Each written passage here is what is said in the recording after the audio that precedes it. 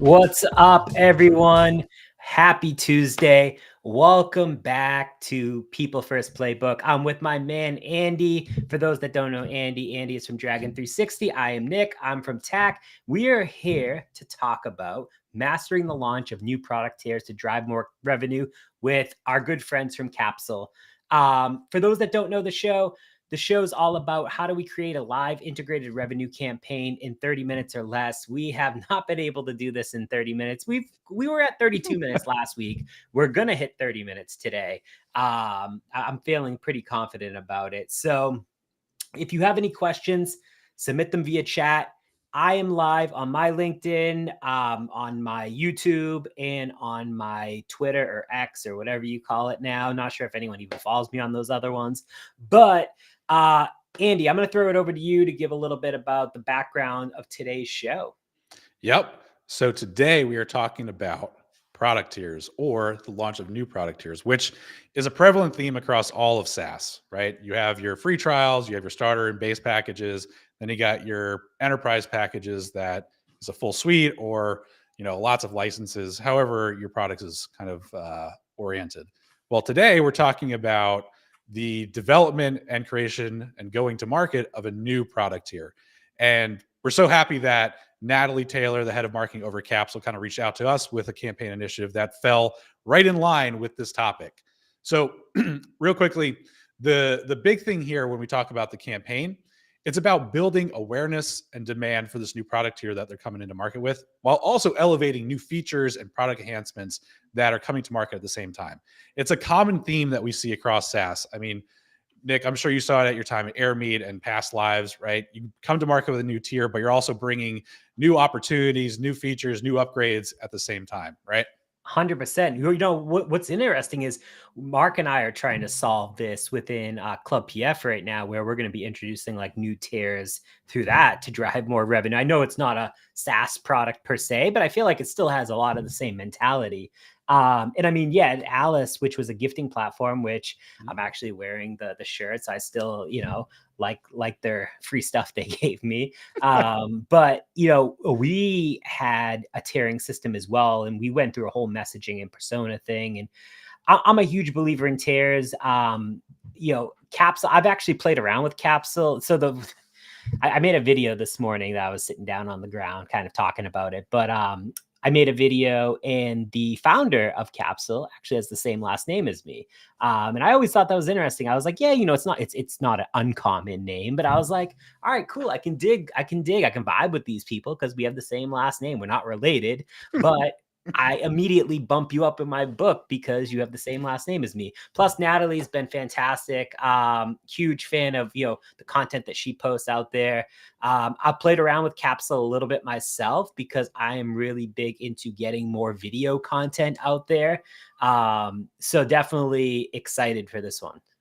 And I think that's the big thing too, as we kind of talk through today's conversation, like just to level set and share what Capsule does, by their own messaging, they are the fun, fast, and easy video editor that is purposely built for content and marketing teams. And as we start to think about like the campaign background here, right, as we build this out, that purpose-built messaging is important because it relates to the campaign itself, which focuses on that creation of that new mid-market offering that I kind of alluded to before. That's going to sit between, in Capsule's instance, their free trial and their enterprise. Now, there's other product enhancements coming into play that build off of that team mindset, creating consistently on-brand experiences for videos, as an example there. The challenge, in my mind, is when we think about creating new product tiers for a SaaS brand, right? How do you do it without cannibalizing other offerings, right? Your other existing product tiers, and also make sure that you carve out your space in the market and also the minds and hearts of that potential market. So, I've never been in the SaaS space, right? So I don't know how the process goes. I mean, Nick, maybe you can speak to this, but like when you come up with new product tiers, like what does that process look like? Have you gone through it? Yeah, I have gone through it. Yeah, I mean, I wasn't like the decision maker per se, Yeah. but I played a large piece into it because I was revenue facing. it was more of again, I think it's like understanding where you fit within the market. I think that's a Mhm. big piece. I mean, obviously, I'm a huge fan of free trials. I understand, you got right now free trial in the enterprise tiers leaves a little bit to be desired in that middle, which is why we're talking about what we are today. But there's a lot of back and forth, like what's the differentiators between each tier that's going to make someone bump up and pay, I don't know, is it $100 a month, $500 a month, $2,000 a month, whatever the number is. You have to equate that to value, whether you're saving someone time in their day, which, going back aside from this, is like, one, I love your testimonials and the social proof that you have on your website right now. I mean, you've got Kip from HubSpot on there, you got Karen from Zapier on there. Like, you've got a lot of interesting people. Snowflake, the Leith from like the head of community at Snowflake, and I've seen a lot of other creators and influencers talking about Capsule lately, which originally what drew me to it. And I immediately signed up for the free version of it just to play around. But it's like, to me, as someone that, like, this isn't my job. For me, this would be like a side, I don't know, a side piece. Like, I just want to, it's like a side project. I want to use video to do more. And what's going to be the differentiator for me to pay X amount of dollars extra to get added features or other things? And I mean, I think you have a lot of amazing things that are coming under your kind of like feature component of it right now. And I'm curious, like, Andy, on your thoughts on like, when you're, and maybe this even isn't even SaaS related, but like in your mind, what are the differentiators typically that you make when you're, I don't know, bumping up your cable service or bumping up whatever it is where you're paying extra for something? There has to be stuff that goes along with it, right? Yeah, I mean, you hit on it before. Like, what's the value add? Am I getting more, bandwidth if it's internet, right? Do I actually need that bandwidth versus, I have plenty to stream now. Why do I need more? It's understanding the value add, because it's so many brands out there use like the save time and money moniker across everything that they do, and that's not like hitting, sure, it's a real thing, but it's not hitting the heart of what I am trying to save as a consumer, or the value add that you're seeking, right? Yes, there's an added component there, but you got to speak to it in a different way to break through the noise, which I think, when we look at like the video editing software space, it is crowded and it is competitive. I mean, I did this last week on last week's PFP episode, but like, just looking at G2 and Capterra, there's over 250 SaaS tools out there that are listed under their video editing software categories. I mean, it's a space that you need to break through and break into, and really find your niche to build what is possible with this new offering, but also the product set as a whole. 100%. It's interesting because I've been trying out lots of different tools for video and like how to make my video better, because I don't have a team outside of my podcast. I don't have a team supporting me in my own video creation. Even for the stuff that we're doing for the business. I mean, I'm just kind of like clicking buttons and figuring out what works ultimately. And so when we get into the ask for today, so Capsule's already seeing incredible success with its product through various efforts. Obviously, influencers, creators. I mean, I've seen Amanda, I've seen DG promote it. I've seen a few others as well. So, obviously they're already working with influencers and creators, as well as product-led growth marketing. Again, that's how I became familiar with the product. Then they hired Natalie. I connected with her on LinkedIn because I was like, she's in marketing, VP of marketing. Like, they're doing cool stuff. I want to kind of connect with her and learn from her. And so here we are. And so, but with all these new features and tier coming to market, how can you get the word out there more so that teams can create on-brand videos at scale? I think that's the ultimate ask that we want to accomplish today. How can we figure out how to get Capsule out there so more teams can create on-brand videos at scale? And so, Andy, obviously this means we start with the people. So let's kind of get your breakdown here. Yeah, so let's talk about the audience here for a second. So when we look at, the audience that Natalie reached out to us with, right? She mentioned directors and managers of marketing, content, or social at companies that want to create more videos, right? Just like you and I, just like everybody else out there that's trying to make a presence for their brands. And those companies can range in size from 5 to 200 people.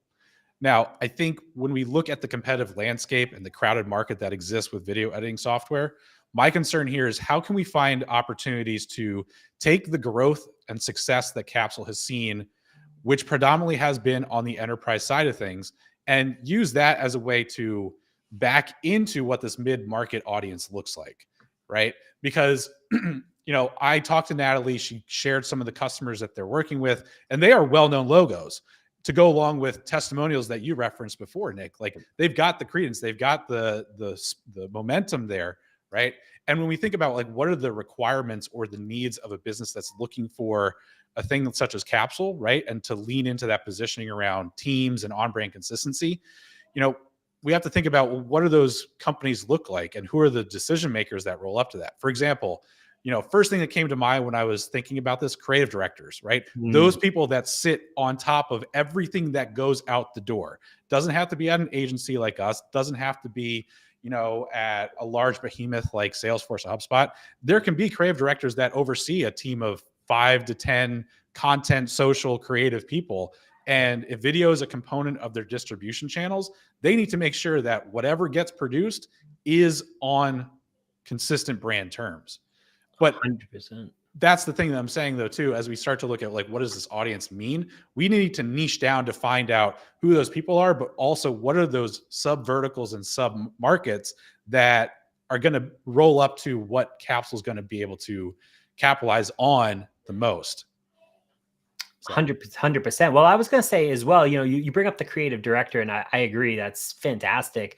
But, I could see a lot of like people who are in charge of brand, for example, also, it might be obviously, I don't know, maybe it's like a VP of brand or director of brand or something, but a lot of companies in B2B that I've worked for have had those brand types of people. And this is obviously a big thing. And I think more and more B2B companies are focusing and doubling down on video.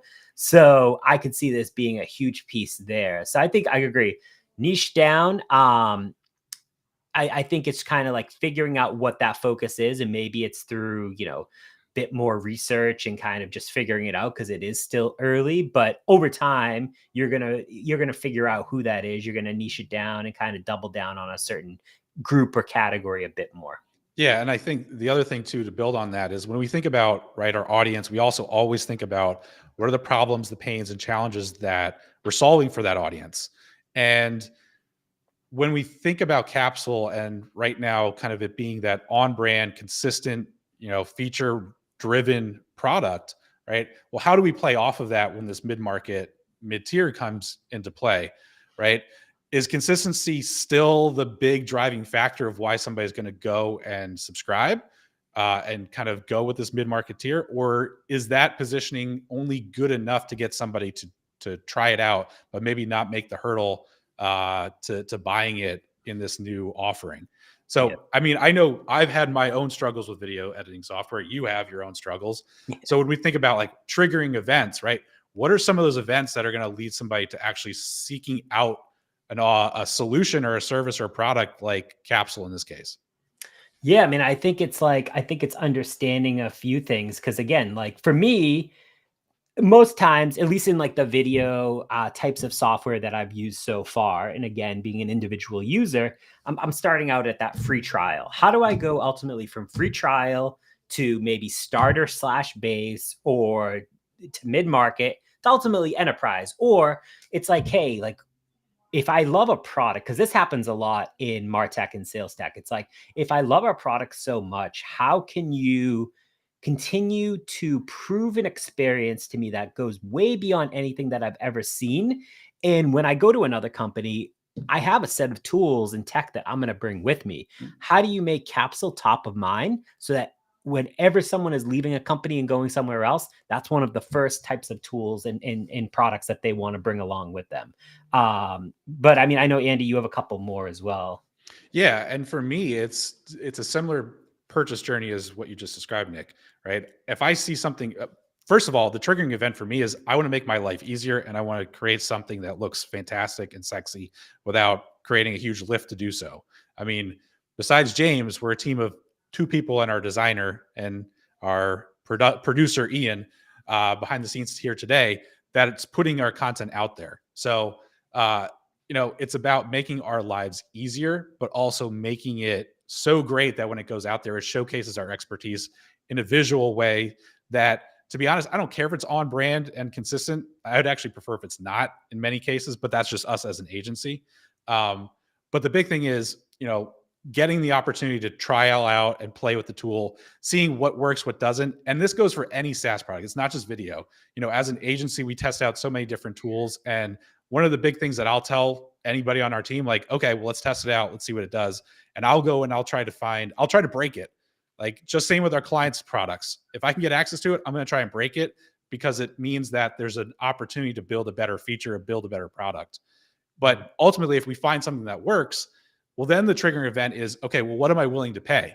It's not just triggering me to find a solution to my problem, but finding which tier is best suited to addressing my needs.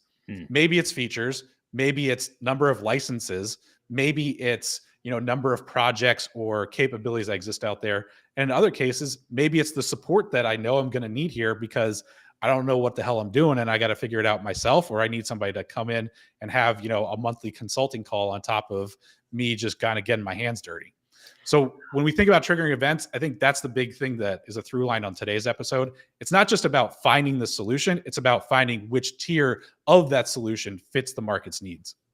Yeah. And the only thing I would add to that as well is, like, there has to be education around that. And again, as someone that uses the free tier and that has played around with it, and again, maybe this is coming, but I would love to see a lot more education around, like, hey, great, you're just starting out. Here's, like, I don't know, maybe a checklist of things to get started. And as you move up to different tiers, it kind of educates you in different pieces of the product. But again, it's just education that ultimately will prevail throughout all this. Yeah, but Nick, here's the thing. I think when we think about education from the Capsule point of view, they are coming into the creation of this new tier from an enterprise model that is creating revenue.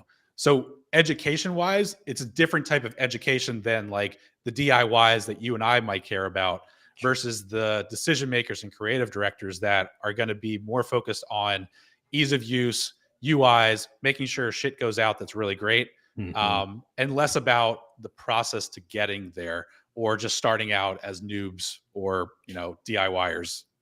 100%. Yeah. I mean, I will never be Kip from HubSpot, so I can agree. So I think as we kind of start to transpose into like what our ideas are for growth here for Capsule, the first thing is understanding what they got going on today. And Nick mentioned before, right? They've been out for a while now. They're seeing success. We both talked about that. They're seeing qualified leads. They're partnering with creators and influencers. They got the word of mouth flywheel going in a lot of different areas. And now it's a matter of, okay, well, they've got new features coming into play and they got this new tier coming out. So how do we accelerate the growth and success of this new tier by generating new revenue streams? Nick, I know you had a couple of ideas for growth. Do you want to touch on yours first? Yeah, absolutely. So again, piggybacking and I guess building off of this whole creator and influencer thing, which again, I'm huge into this whole creator economy and influencer. Like, I think there's so much upside there. I would love to see a Capsule creator series. So how can you partner with creators, offering the tool for free as you continue to build out these tiers in exchange for some behind the scenes editing content?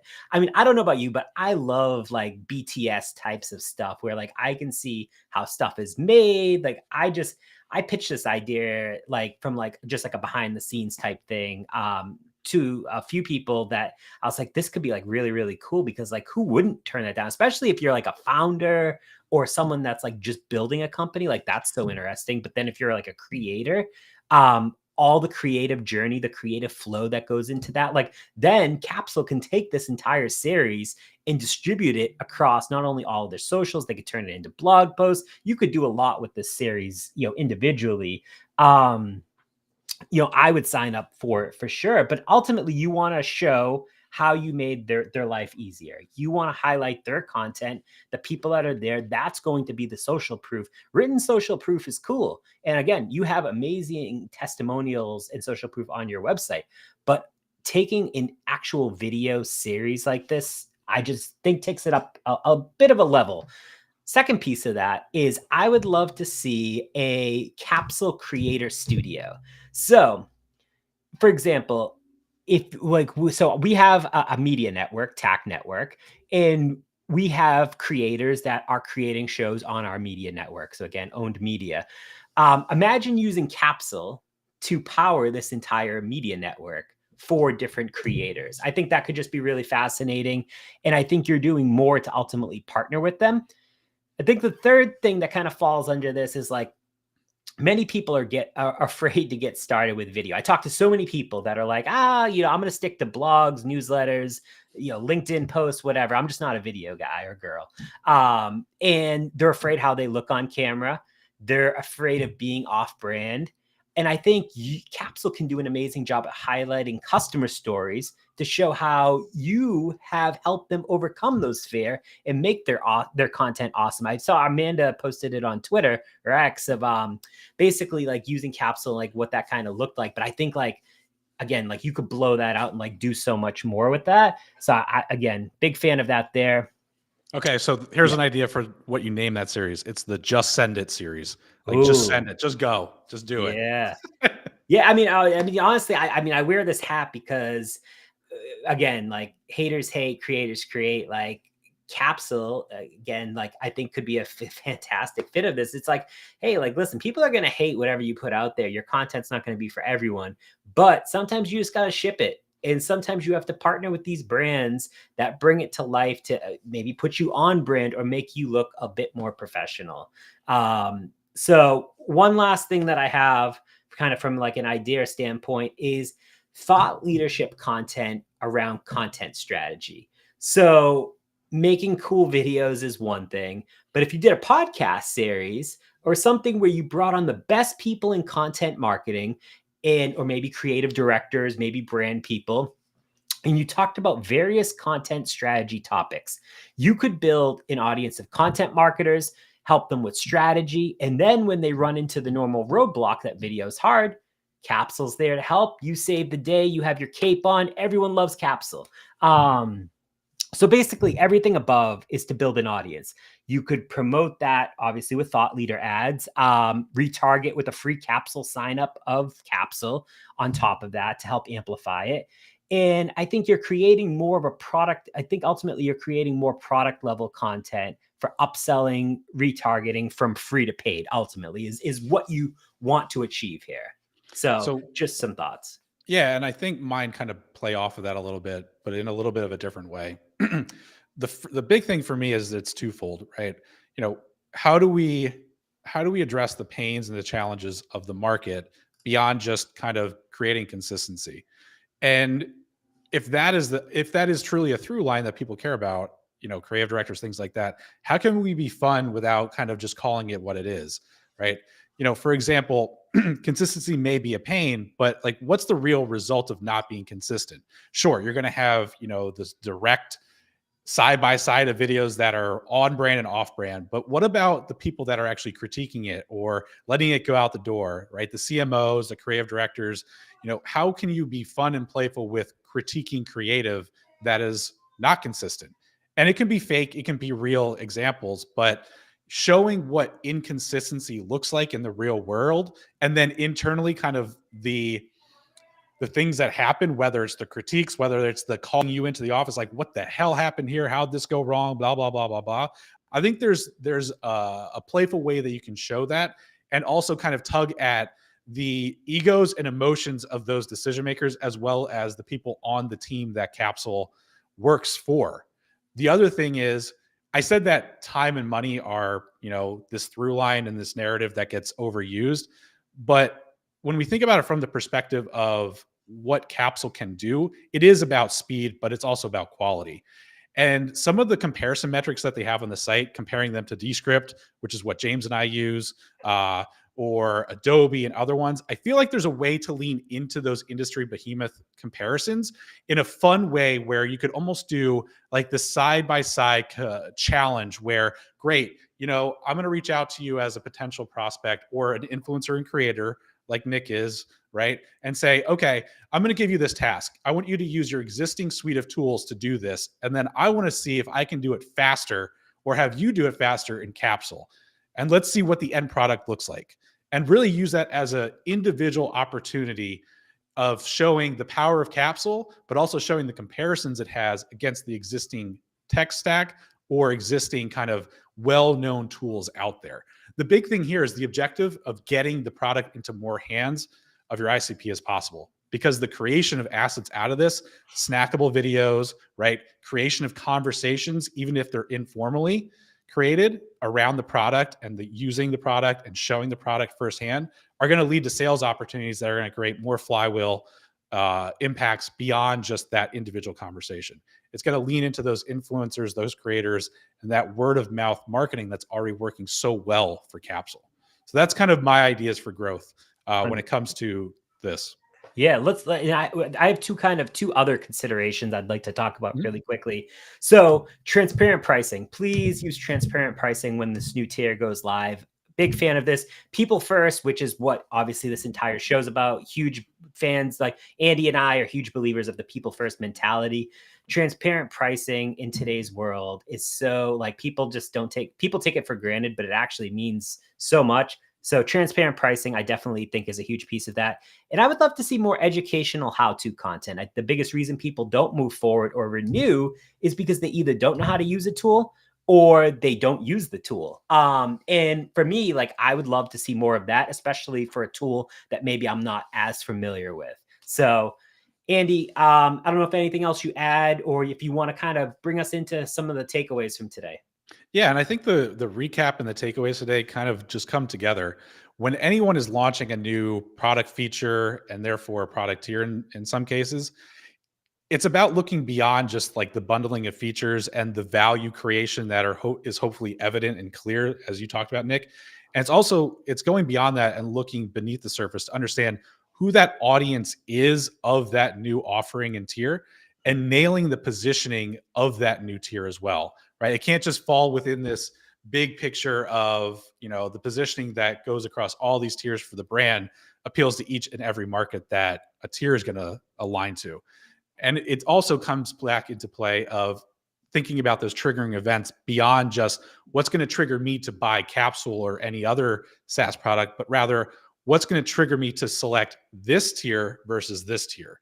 And understanding those customer insights, those market needs, behaviors, and those desires, but also predicting the future, because SaaS is a constant battlefield. It's a constant innovation and race to create the best product that's going to fit the needs of the market today, but also tomorrow. So you got to kind of be this, fortune teller and look ahead and plan ahead as that product roadmap is built out. And also along with that, the sales map as it relates to new tiers coming into market. So lots of things that kind of wrap into this kind of idea, Nick. And I think we did an okay job in 29 minutes talking through a lot of it. We did. So let's wrap it up. So the next episode is on next Tuesday, the 21st, 12 p.m. Eastern. You know where to find us. I stream on all my channels. So does Andy. In the meantime, if you want to get updates on our show schedule or want to submit a campaign of your own to feature on the show, visit dragon360.com/peoplefirstplaybook. And if you have any questions, comments, feedback on today's show, we're not gonna get angry at you. We just want to be better. Ultimately, we're just trying to help others, give away free advice. Please reach out to Andy and I on LinkedIn. We're friendly people. We will answer you. And until then, hang on. Except when it comes to your Christmas decorations, I don't know if you're that friendly since you're jumping the gun here on that. So.